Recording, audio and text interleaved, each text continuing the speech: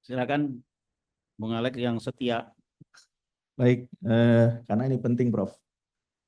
Baik, saudara calon, perkenalkan nama saya Alessandro Rey dari P5I, Perkumpulan Profesi Pengacara dan Praktisi Pajak Indonesia. Saudara calon, berdasarkan penelusuran dari P5I, saudara calon adalah mantan ketua pengadilan pajak. Dan saudara calon tadi menegaskan bahwa hukum acara itu sangat penting, ya. Makanya pemeriksaan pajaknya lama, ya, salah satunya. Untuk banding 15 bulan, gugatan sampai 9 bulan.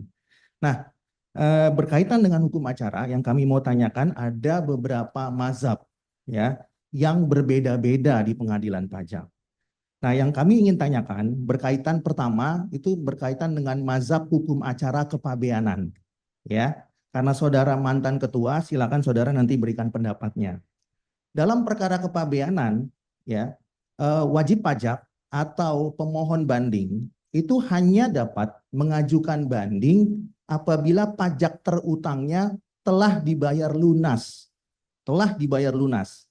Meskipun pembayaran pajak itu masih 60 hari. Jadi pemohon kami kasih contoh misalnya pemohon mengajukan banding karena untuk kepabeanan ada 60 hari, bukan 90 hari. Jadi misalnya pemohonan banding itu di hari ke-40. Lalu pembayaran pajak terutangnya di hari ke-45. Ya.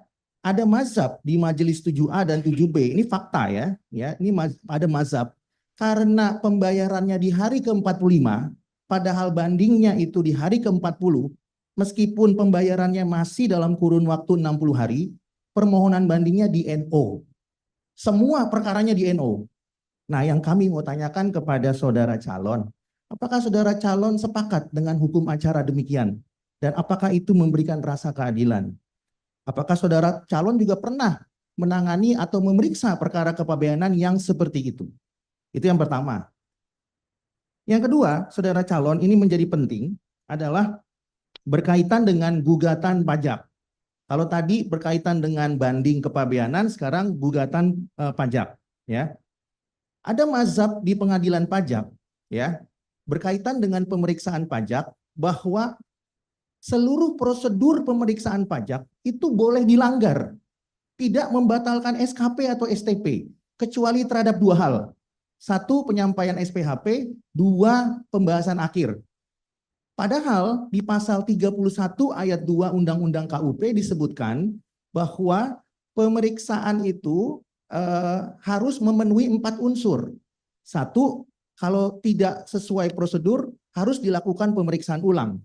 Dua, pemeriksaan dilakukan dengan jangka waktu.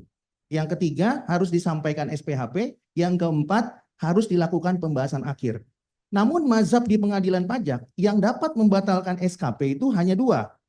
Yang membatalkan SKP hanya dua, yaitu tidak menyampaikan SPHP dan tidak melakukan pembahasan akhir. Mengenai jangka waktu pemeriksaan itu boleh dilanggar, boleh dilakukan kapan saja. Artinya apa? Pengujian boleh lewat 6 bulan.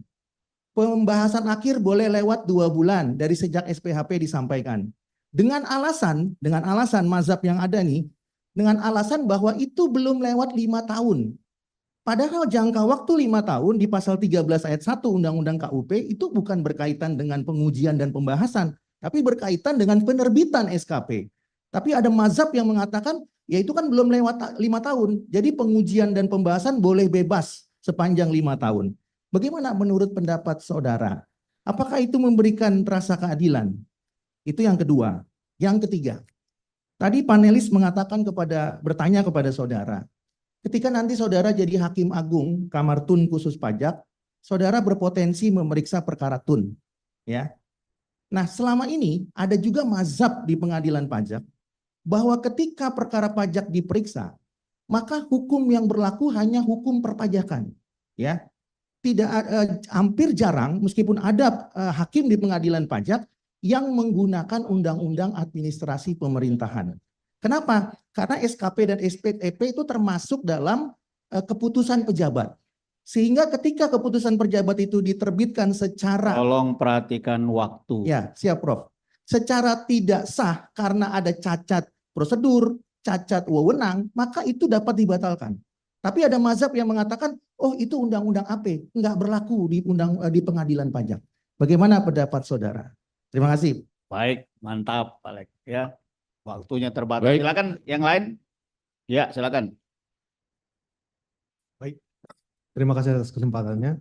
Perkenalkan saya Richard dari perwakilan dari wajib pajak PT Surya Bumi Sentosa. Pertanyaan dari saya, menurut saudara calon, apakah wajib pajak dapat tetap dipaksa membayar hutang pajak meski telah terbit putusan pidana pajak? Atau apakah wajib pajak dapat dihukum 2 kali? Mohon saudara kaitkan dengan SM Mahkamah Agung nomor 2 tahun 2019. Sekian. Terima kasih, Richard. Yang lain?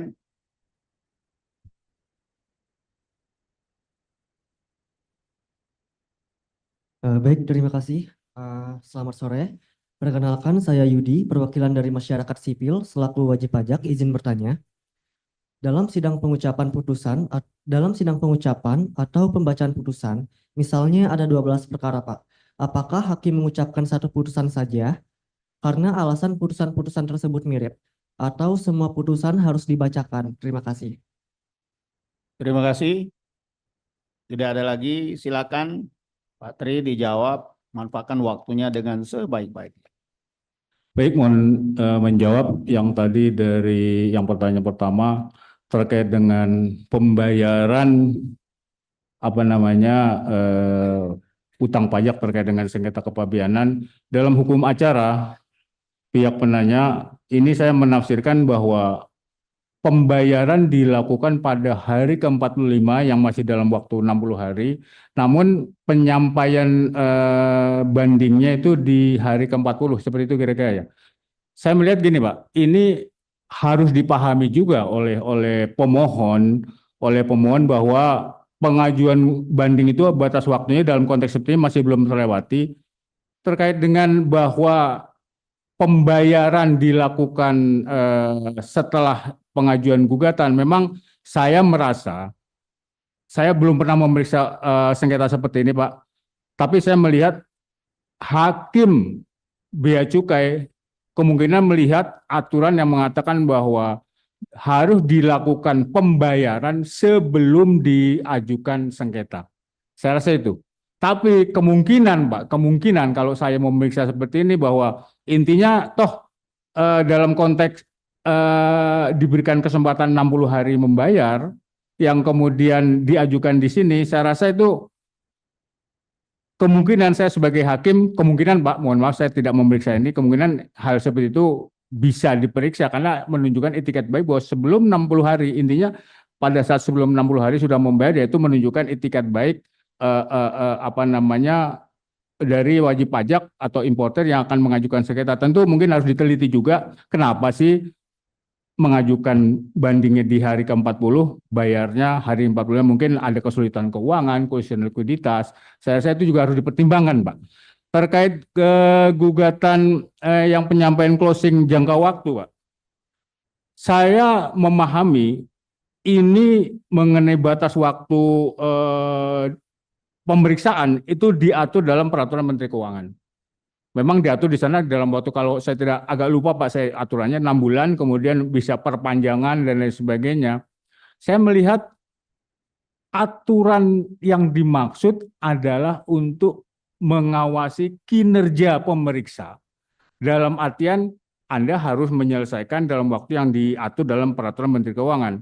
Hakim, mungkin ini juga termasuk saya penanya, dalam konteks seperti itu saya akan melihat undang-undang yang mengatur seperti apa. PMK ini adalah aturan yang harusnya tidak boleh bertentangan. Mohon maaf, saya tidak menyatakan ini bertentangan, tapi saya menafsirkan PMK tadi mengatur pemeriksa dalam rangka mendisiplinkan diri karena pemeriksaannya banyak, diharapkan atau diwajibkan lah oleh Menteri Keuangan mungkin akan menyelesaikan pemeriksaan dalam waktu 6 bulan dan mungkin 8 bulan sudah selesai dan closingnya. Dan memang dalam pemeriksaan seperti ini saya juga melihat bahwa penyampaian pendapat akhir sama penyampaian SPHP dan lain sebagainya ini agak melewati di sana, tapi saya melihat sepanjang itu untuk lebih bayar tidak melebihi 12 bulan, untuk kurang bayar dan nihil tidak melewati 5 tahun, saya rasa itu fine, karena di sini saya berpandangan juga keadilan harus saya berikan kepada para pihak. Wajib pajak, importer saya berikan keadilan,